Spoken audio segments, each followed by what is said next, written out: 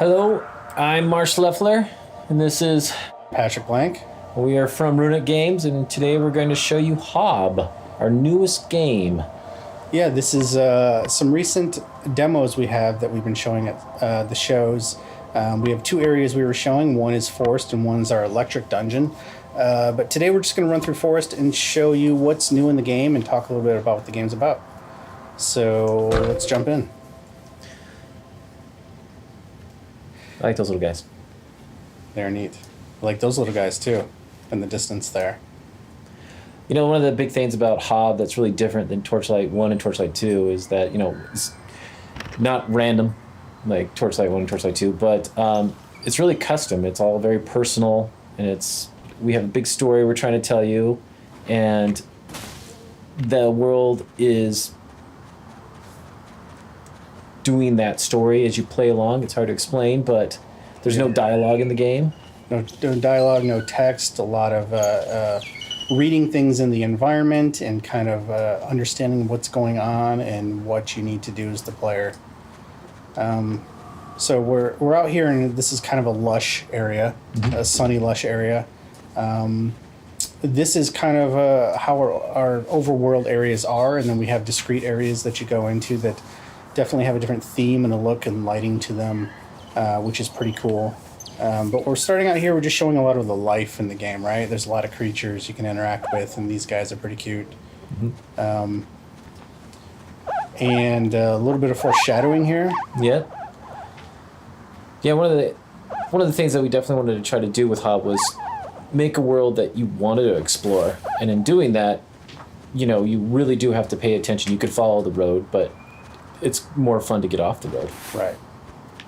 So here's another thing. We have a lot of interaction in the world, the things that the player needs to do themselves to kind of progress forward, and this is one of them. We just got a little blocking gate that the player needs to open so they can move forward. And we're kind of presented with a new area here. This is more wildlife going on. You see the little creature there jumping up. It's kind of a hint of where you should go. Because we don't have quest or dialogue, we don't do arrows pointing where you need to go. We try not to be intrusive with that. We do subtle things like what you just saw there with the creature will go in a particular direction just to give you a hint, hey, this is something you can jump on or you should investigate. What are these guys, Marsh? These are sketchies. No, just kidding. No, they are just creatures in the environment. They are just giant hooved animals that you can find throughout the world. You'll find more different ones, of course, but Lots of cool creatures. yep. This area, it has a lot of ruins, a lot of things that kind of indicate what's going on in the world, the age of the world. A lot of this looks overgrown. Here we've hit another gate that we can't get past, and we can see a switch up there, which probably opens this gate. And so this is kind of a lot of what the world of HOB is, seeing something you need to interact with and figuring out the connections, and then figuring out how to get to those things. HOB is, it's something we've been working on for a while, and how we came up with HOB was really about what we loved in games and all the different types of games that we'd been playing throughout the years, and things that we loved and things we didn't love.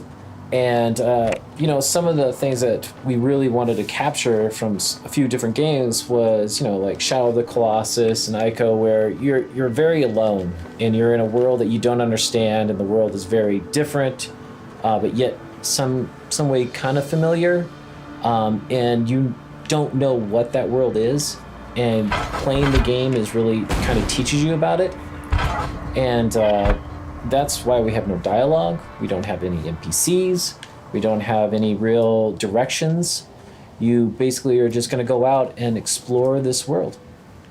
Yeah, it's nice because it's definitely an experience where you as the player are moving at your own pace. We don't have our hands on your back pushing you through. There's not a lot of scripted elements that you need to rush through or happening around you. It is an open world. It is, the more you play, the more you open up and you see how the world connects to itself.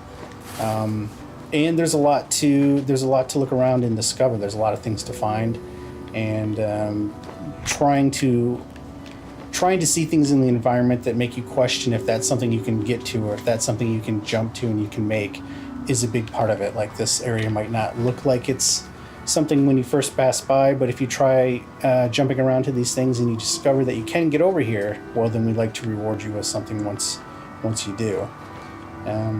This particular area, you kind of saw at the beginning, right? This was where one of those little creatures flew over the gap and led your eye over here. And if you remember that and you remember to look for it, and then when you find it, you find one of these. And what are these guys? These are just automatons that you will find throughout the world. This guy is broken. He's just kind of hanging out. And you basically break him open and you get energy.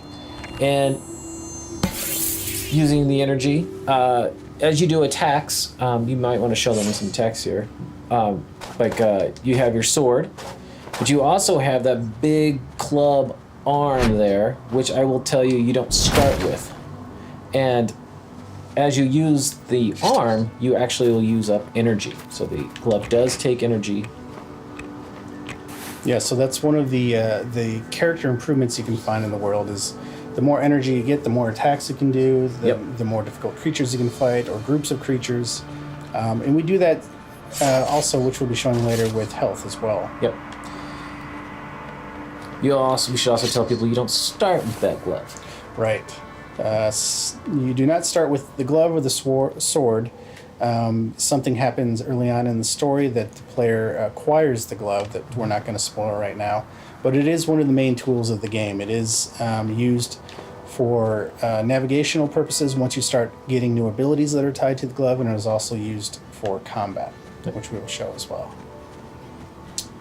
So here we are, more creatures going on here, more things to explore. We're just kind of walking around looking at things, and we just have a lot of little moments in the game like this where you might notice something cool and interesting that you might not be able to get to at that particular time, but later on you might be able to get to, or get inside and see what's in there.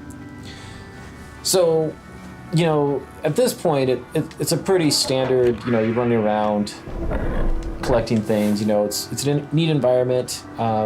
People at home can't really feel, but it's pretty fun the controls are pretty solid. But the thing that I feel that makes HOB really unique is about the thing you're about to show them here. Well, can I interject first? Okay. Let's talk about the grass really quick. We've got to talk about the grass and this. You can cut the grass, and it feels amazing. And everybody just wants to do this. It's almost very zen in a way. And we have a little bit of health pickups popping out of the grass, so there's always something there. But this is really neat when you get into a combat with other creatures and you see them trying to attack you and cutting grass, or creatures moving through it, the wind moving through the grass. It's just another part of the world that feels alive. But all right, let's get to the big ticket item, Marsh. So, what happened before we got to this? Well, you would be adventuring, you would find certain ruins, you would find certain devices, and sometimes you would find keys in them. And as you play through the world, you don't really, again, you don't have any story, you don't have any real knowledge, but you have to kind of piece everything together, and we have symbols. And you found what I will call a key, a world key, that has that symbol on it, and you're going to magically take it out of nowhere, but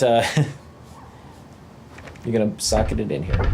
And there are several of these in the game that you'll find in the world. And this is a big part of HOB, what we're doing here. You can see it looks pretty empty out there.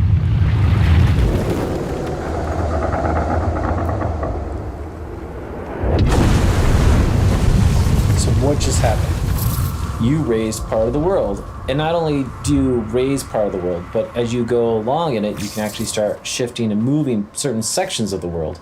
Right. And HOB is really about getting into this world and trying to fix it. And as you start, you're going to die.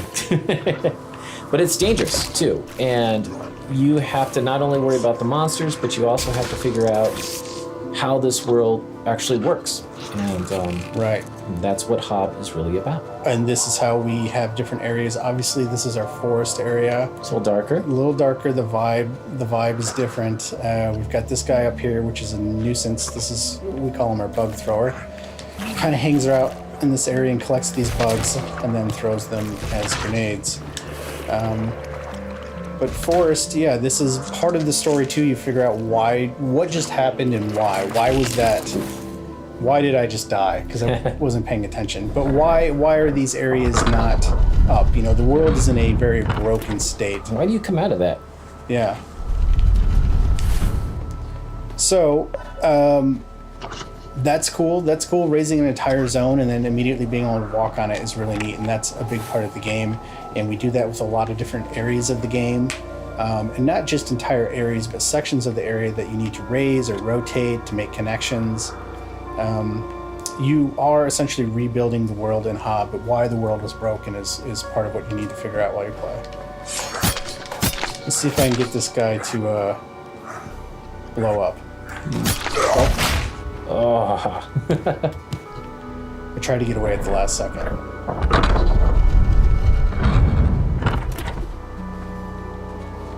So these are also our save stations, and as you can see, once you save with one of these, when you die, you will then respawn out of it. So if you see those, it's good to grab them. Otherwise, you could be trekking from a previous one pretty far away. And I know you mentioned it earlier, but we should tell people again, this is an open world game. Yep. It's a little bit different in the fact that you do actually build it up and manipulate it and change it. Yep. So this area is different because of all these big trees, and you can navigate through them, and there's lots of them in the world, and you got to figure out how to get to different ones that lead to different sections that you couldn't get to otherwise. And here, this is something we do a lot when we want to showcase an area. We don't take the control away on a lot of these. I'm still free to move around, but we like to highlight points of interest of things that are upcoming that we want to foreshadow. So you get a glimpse of them ahead of time, so that when you get to them, you kind of make the connection of how far you've come or where they are in relation to other ones. I'm going to open this. This is a little bit of a shortcut so that if I do die again, which I'll try not to, and I respawn, I don't have to jump through the trees to get back around here. I can just walk across this now. And here's a little guy. What's this guy down here?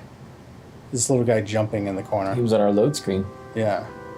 Looks like he's trying to get our attention.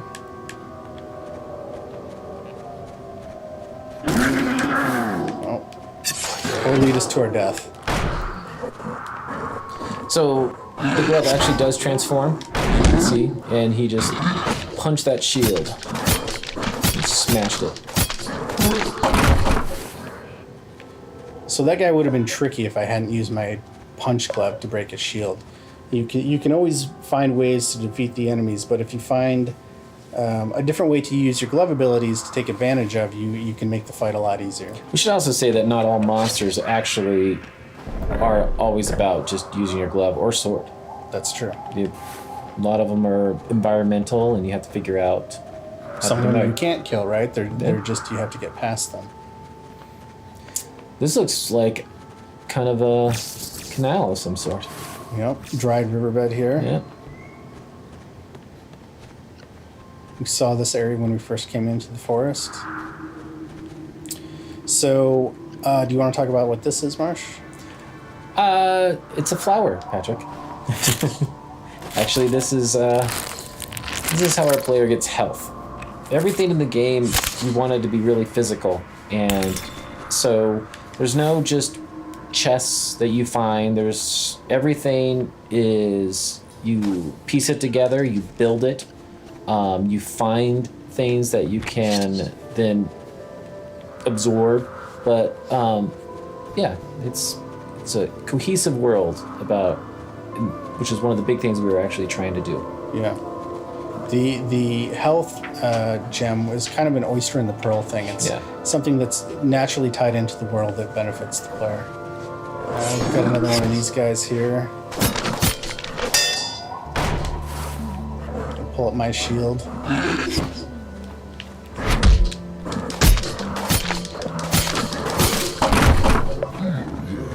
Little secret there. Looks like that's another dead construct that we'll be able to get to later. So yeah, this dried lake bed, or riverbed rather, kind of acts like the highway through the forest a little bit.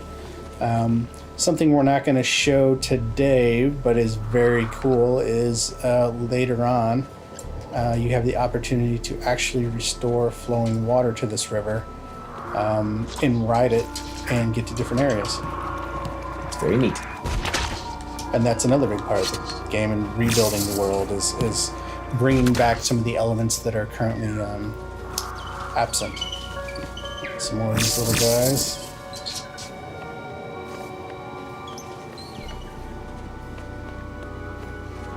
There's another one up There's another there. plant up there.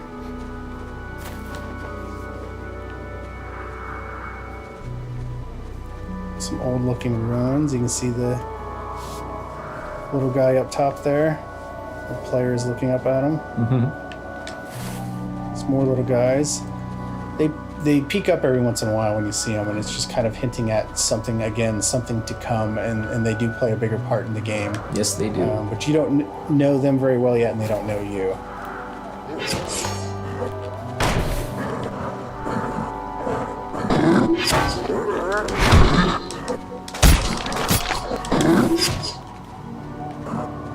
Let me get this guy out of here.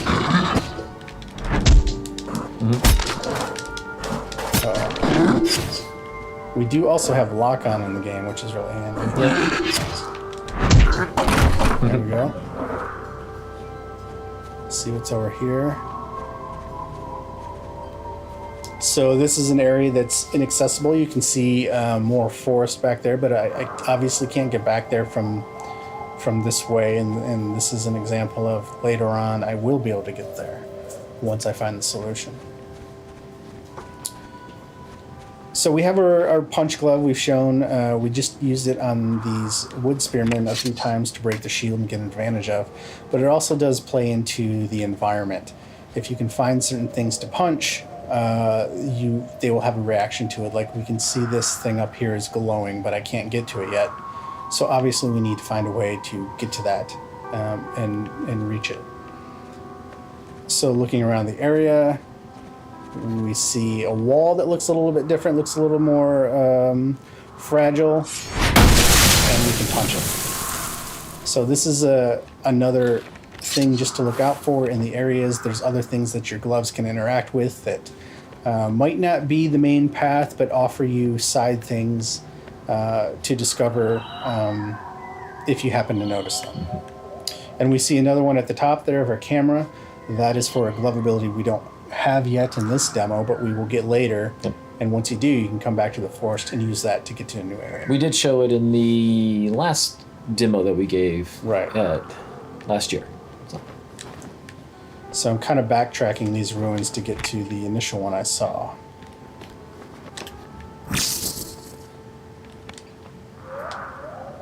Pull this. And now this is reachable. So we're going to go ahead and give this a punch.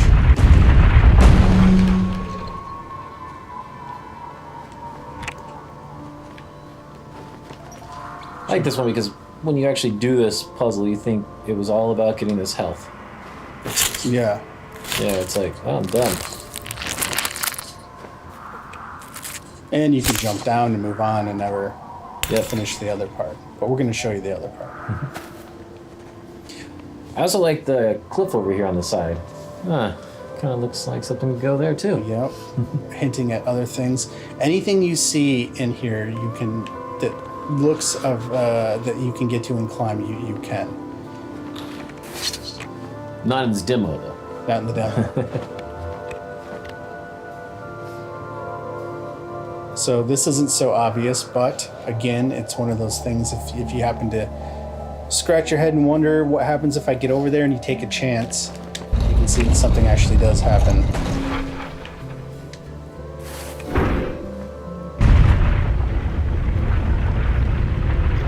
You can see some things that were hidden before are now revealed, and some things that were revealed, like the gears over to the left, are now hidden. The world kind of resets itself in a different state, and we have gained access to a little room down here.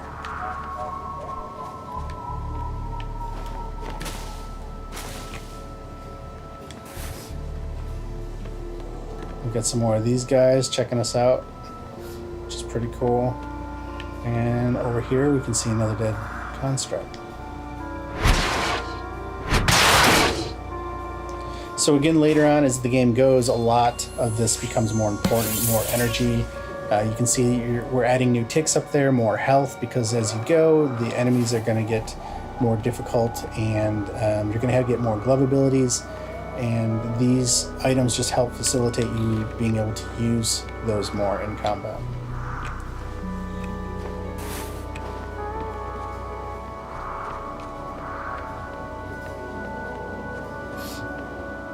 Got a lot of these guys. These are our brambles in the world. If you happen to fall in those, bad things happen.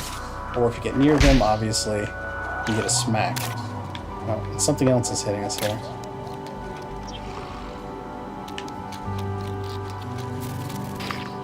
So here it looks like we have a bug thrower that was trying to collect some bugs and ran into some bugs who didn't appreciate it.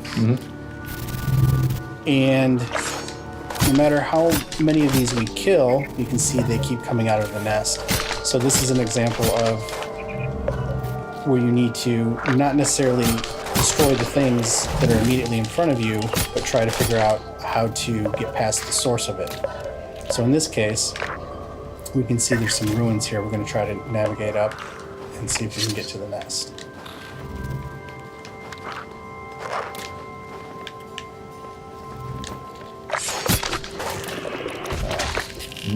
So we've been taught at this point by hitting blue bugs explode. So what happens if we hit this one? There we go. So if we finish these guys off, we've stopped the source of them spawning, and we've also revealed a path by destroying the nest that we can now move forward with.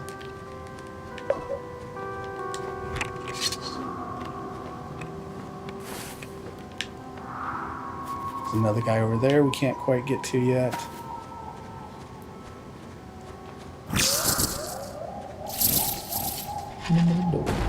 And then this is it. This is pretty much the end of our forest section. For this purpose, the forest is huge. There's a lot we didn't show.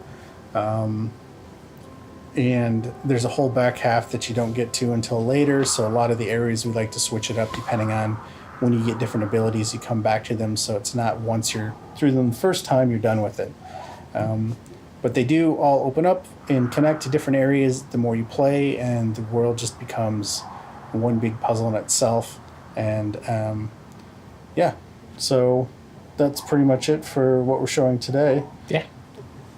And I think at a later date we'll try to show the electric dungeon, and as things come online we'll be showing new things about HOB.